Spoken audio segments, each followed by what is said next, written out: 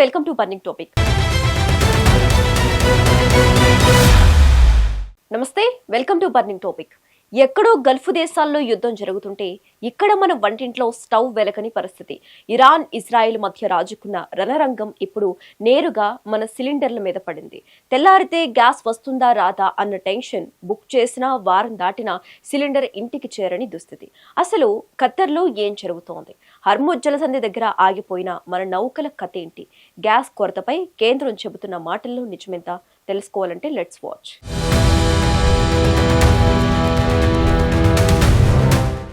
భారతదేశం తన వంట గ్యాస్ అవసరాల కోసం ప్రధానంగా ఆధారపడేది ఖతార్ మీద.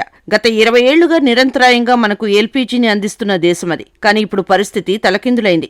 ఇరాన్ ఇజ్రాయెల్ యుద్ధం కాస్త గ్యాస్ ఉత్పత్తి క్షేత్రాల మీదకు మళ్లింది. ఖతార్లోని కీలకమైన గ్యాస్ ఉత్పత్తి కేంద్రాల మీద దాడులు జరగడం ఇప్పుడు ప్రపంచవ్యాప్తంగా ప్రకంపనలు సృష్టిస్తోంది. ఖతార్ ప్రభుత్వం అధికారికంగా ప్రకటించిన వివరాల ప్రకారం ధ్వంసమైన ఈ క్షేత్రాలను పునరుద్ధరించడానికి, ఉత్పత్తి మళ్లీ సాధారణ స్థితికి రావడానికి కనీసం 5 ఏళ్లు పడుతుంది. ఇది చిన్న విషయం కాదు. అంటే రాబోయే 5 ఏళ్ల కాలం పాటు గ్యాస్ సరఫరాలో ఒడిదుడుకులు తప్పవు. ఇప్పటికే హోటళ్లు, రెస్టారెంట్లు గ్యాస్ దొరక్క మూతపడుతుంటే తదుపరి వంతు సామాన్యుడి ఇల్లే అని నిపుణులు హెచ్చరిస్తున్నారు. మనకు రావాల్సిన గ్యాస్ సముద్రం మధ్యలోనే ఆగిపోయింది.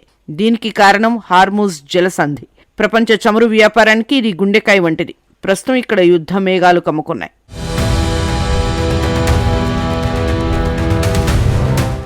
హైదరాబాద్లోని ప్రముఖ రెస్టారెంట్లు ఇప్పటికే తమ మెనూలను తగ్గించేశాయి. గ్యాస్ సిలిండర్ల సరఫరా లేకపోవడంతో చాలా చిన్న హోటళ్లు మూతపడ్డాయి. దీనివల్ల వేల మంది కార్మికులు ఉపాధి కోల్పోతున్నారు. సామాన్యుడు గ్యాస్ బుక్ చేస్తే వారం 10 రోజులకు కూడా డెలివరీ అవ్వడం లేదు. దీంతో బ్లాక్ మార్కెట్ రాజ్యమేలుతోంది. ఒక్కో సిలిండర్ పై 200 నుండి 300 అదనంగా వసూలు చేస్తున్నా తప్పనిసరి పరిస్థితుల్లో ప్రజలు కొంటున్నారు. పరిస్థితి తీవ్రతను గమనించిన ప్రధాని మోదీ యుద్ధాన్ని వెంటనే ఆపాలని అంతర్జాతీయ వేదికలపై గొంతెత్తారు.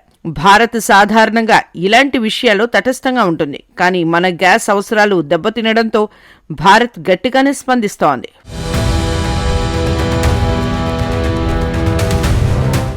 ఖతార్ మనకు అత్యంత కీలకమైన దేశం. మనకే కాదు, ప్రపంచానికే కీలకం. ఎందుకంటే అక్కడ 20 ఏళ్లుగా ఎల్పీజీ గ్యాస్ ఉత్పత్తి జరుగుతోంది. మన దేశానికి ఎల్పీజీ గ్యాస్ ని ఎక్కువగా పంపుతోంది ఖతారే. అక్కడ ఎలాంటి సమస్య వచ్చినా మన ఇళ్లలో స్టవ్ వెలగదు. ఆల్రెడీ చూస్తున్నాం కదా, హోటళ్లు, రెస్టారెంట్లు మూసేస్తున్నారు. వాళ్లకు గ్యాస్ అస్సలు దొరకడం లేదు. నెక్స్ట్ లిస్ట్ లో ఉన్నది ఇళ్లే. ఇళ్లకు ఇచ్చే గ్యాస్ సప్లై కూడా నిలిచిపోయే ప్రమాదం కనిపిస్తోంది. కేంద్ర ప్రభుత్వం ఆందోళన అవసరం లేదు, గ్యాస్ సప్లైకి ఇబ్బంది లేదు అని చెప్తోంది. కానీ వాస్తవ పరిస్థితి అలా లేదు. దేశవ్యాప్తంగా ఇళ్లలో గ్యాస్ కోసం బుక్ చేసుకుంటే వారమైనా సిలిండర్ రావడం లేదు. కారణం విపరీతమైన కొరతే.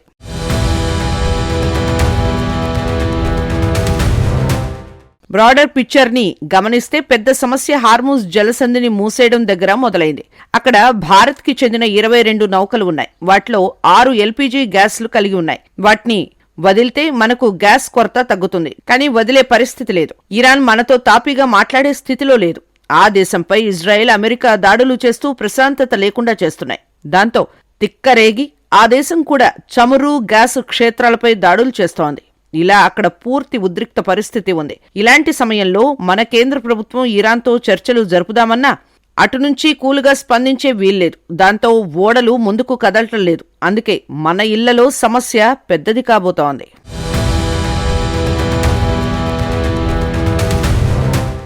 హార్ముజ్ కి తోడు ఇప్పుడు కొత్త సమస్య చమురు క్షేత్రాలు, గ్యాస్ ఉత్పత్తి క్షేత్రాలపై జరుగుతున్న దాడులు. అసలు గ్యాస్ ఉత్పత్తి అయ్యేదే అక్కడ. అలాంటి వాటిపై దాడి చేస్తే ఇక గ్యాస్ ఉత్పత్తి ఆగిపోతుంది. అప్పుడు ప్రపంచ దేశాలకు గ్యాస్ సప్లై తగ్గిపోతుంది. ముఖ్యంగా మన ఇండియా, గల్ఫ్ దేశాల్లోని ఖతార్, సౌదీ అరేబియా లాంటి దేశాల నుంచి ఎక్కువగా చమురు, గ్యాస్ దిగుమతి చేసుకుంటోంది. ఇప్పుడు ఆ గ్యాసే ఉత్పత్తి కాకపోతే ఇక ఇండియాకి గ్యాస్ వచ్చే పరిస్థితి ఉండదు. ఇదే ఆందోళన కలిగించే విషయం. దీనిపై ప్రధాని మోదీ స్పందించారు. యుద్ధాలను వెంటనే ఆపాలి అని అన్నారు. ఆయన అంతలా కఠినంగా మాట్లాడారంటే దానికి కారణం గ్యాస్ కొరత పెరగబోతోంది కాబట్టే.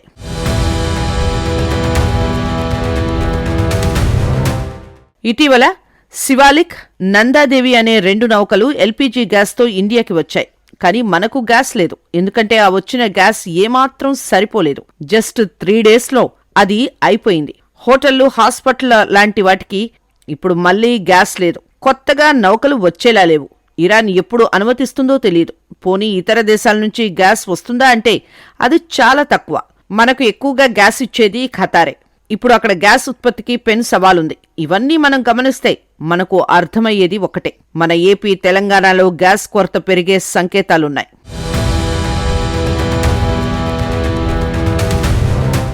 ఇక త్వరలో వంట గ్యాస్ ధరలు మరింత పెరిగే సంకేతాలు ఉన్నాయి. ఇప్పటికే ఇళ్లలో వాడే సిలిండర్ ధర 60 రూపాయలు పెరిగింది. ఇంకా పెరగవచ్చు. ఎందుకంటే యుద్ధం తీవ్రత పెరిగింది. చమురు క్షేత్రాలపై దాడులు జరుగుతున్నాయి.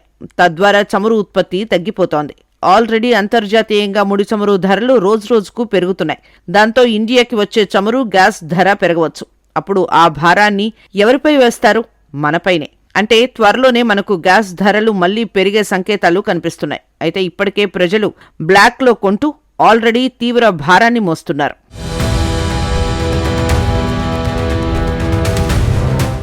భారత్ ఎల్పీజీ గ్యాస్ దిగుమతుల్లో 90% మిడిల్ ఈస్ట్ నుంచే వస్తోంది. భారత విదేశాంగ శాఖ కార్యదర్శి రణధీర్ జైస్వాల్ కీలక ప్రకటన చేశారు. ఇలాంటి దాడులు అనుమతించేవి కావు, వెంటనే ఆపాలి అని స్పష్టం చేశారు. ఇది భారత్ తరపున విదేశాలకు ఇచ్చిన అధికారిక ప్రకటన.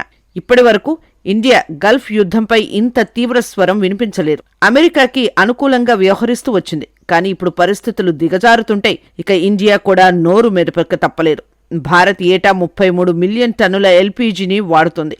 ఇందులో దాదాపు 60% దిగుమతి చేసుకునేదే. ఇప్పుడు షిప్పింగ్ ఆగిపోయింది. దేశీయంగా రిఫైనరీలు ఉత్పత్తిని 25 నుంచి 30% పెంచాయి. కానీ డిమాండ్కు అది ఏమాత్రం సరిపోవడం లేదు. ప్రభుత్వం ఇళ్లకు ప్రాధాన్యం ఇచ్చి కమర్షియల్ సప్లైను 20% తగ్గించేసింది. అయినా ఫలితం లేదు.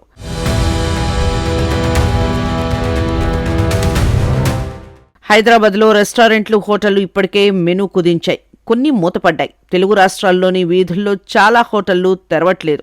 అందులో పనిచేసే వారి ఉద్యోగాలు తాత్కాలికంగా పోయినట్లే. హోటల్ రంగం కుదేలైంది. ఇళ్లలో కూడా గ్యాస్ కొరత వస్తుండటంతో కొంతమంది బ్లాక్ మార్కెట్లో సిలిండర్కి అదనంగా 200 నుంచి 300 ఎక్కువ ఇచ్చి కొంటున్నారు. అది చట్టవిరుద్ధమే అయినా సిలిండర్ కొరతతో ఇలాంటి పరిస్థితులు కనిపిస్తున్నాయి. రెస్టారెంట్ ఓనర్స్ పరిస్థితి దారుణంగా ఉంది అని ఆందోళన వ్యక్తం చేస్తున్నారు.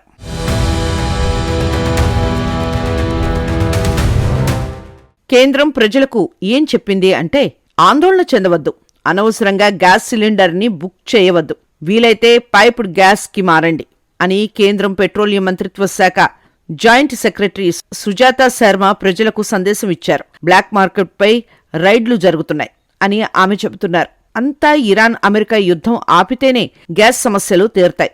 లేదంటే మనకు కొత్తగా గ్యాస్ వచ్చే ఛాన్స్ చాలా తక్కువ. యుద్ధం ముగిసేలా లేదు. అమెరికా వెనక్కి తగ్గట్లేదు. ఇరాన్ కూడా దేనికైనా సిద్ధం అంటోంది. ఇజ్రాయెల్ చూస్తే యుద్ధాన్ని పెంచేలా చమురు క్షేత్రాలపై దాడులు చేస్తోంది. అంటే యుద్ధాన్ని పెంచే పనిని ఇజ్రాయెల్ చేస్తోంది. దీనివల్ల సమస్య పెరుగుతోంది. ఇక మరోవైపు భారత విదేశాంగ శాఖ కార్యదర్శి రణధీర్ జైస్వాల్ చమురు, గ్యాస్ క్షేత్రాలపై దాడులు ఏమాత్రం ఆమోదయోగ్యం కాదు అని స్పష్టం చేశారు. గ్యాస్ సరఫరాలు అంతరాయం కలగకుండా ఉండాలంటే యుద్ధం ఆగడమే ఏకైక మార్గం అన్నారు.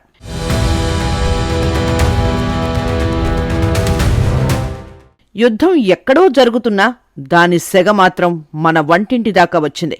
ఇరాన్, ఇజ్రాయెల్ తమ పంతం వీడకపోతే, ఖతార్ తన క్షేత్రాలను బాగు చేసుకోకపోతే మన ఇళ్లలో స్టవ్ వెలగడం గగనమే. ఉన్న గ్యాస్ను పొదుపుగా వాడుకోవటం తప్ప ప్రస్తుతం మన చేతుల్లో ఏమీ లేదు. యుద్ధం ఆగిపోయిన నౌకలు తీరం చేరాలని కోరుకుందాం.